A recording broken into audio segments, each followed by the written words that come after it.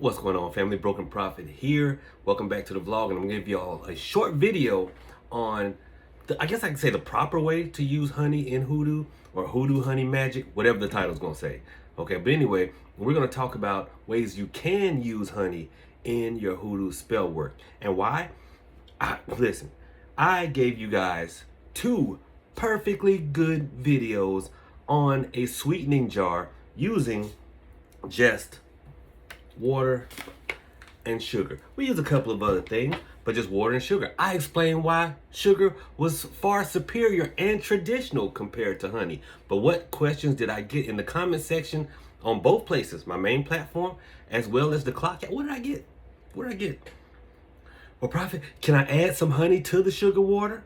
Well, what if I use honey, but I heat it up to liquefy it? And on and on and on. And I get it. Y'all have spent your money on honey, and dad blasted, you gonna use it if you don't eat it. So listen, I'm gonna show you guys how you can use it. But first, let me do a quick refresher on why, for fast sweetening, you want to use sugar and water. And I promise it's gonna be quick. Got my jar here. Let's dump a little water in it. Da, da, da, da, da. Arts and crafts day. Got my sugar. Don't y'all make fun of my great value sugar, because y'all out there got a great value dudes you trying to sweeten up, so don't be making fun of my great value sugar. We ain't about to go there today. Now I'm gonna dump a lot of sugar in here. Look, my sister in there like, if you don't leave my sugar alone with them folks, dumping a lot of sugar in here. Now, you know, let's pretend by chance that I have put a petition paper, everything. Look at that. Look how much sugar is in there. Now, if I cap this and shake it like I tell y'all to work it, you see how easily, look at that. It dissolves, but look how easy it's flowing. Look at that. If I were to pour this,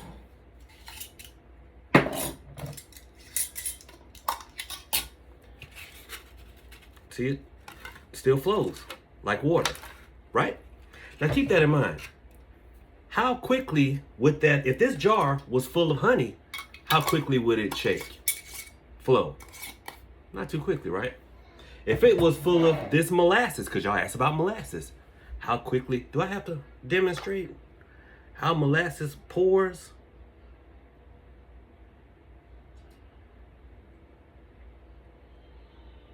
Slowly, right? That's why we did not use.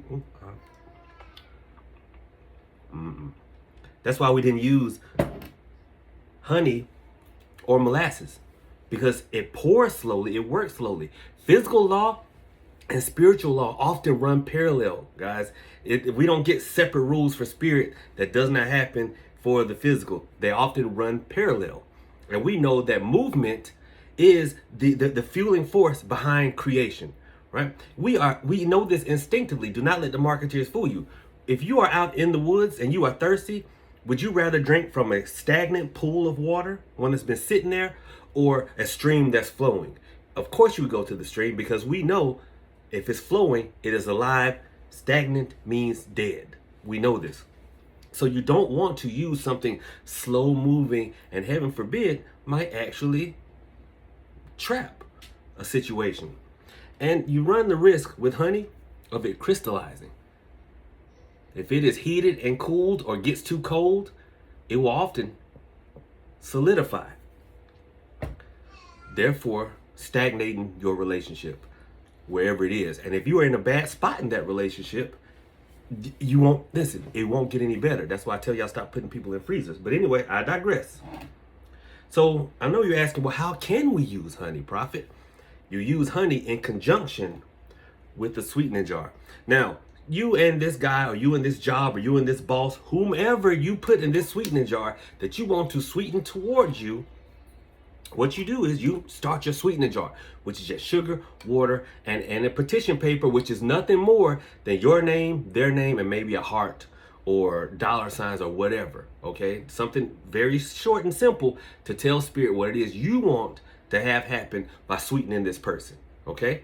And then you start working your jar. People ask all the time, well, listen, I want you to shake this jar, as much as possible.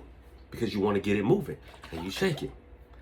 Once the situation sweetens, then your honey comes into play, right? Because look at the phases of a relationship. In the beginning, y'all all hot and heavy, moving fast like this honey jar. After a while, you settle into a nice sweet moment. So that's when you get a second jar. Or what I have done, I'll just use this itself and use it as the container. Then that is when you make another petition paper exactly like this one. Don't remake the wheel, because this one worked, right? This one worked. So you rewrite the petition that you have in here, and then you put it into the honey. Then you take some twine and you bind them both together.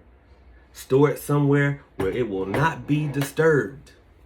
And the reason you're doing that is because every relationship has its ups and downs, right?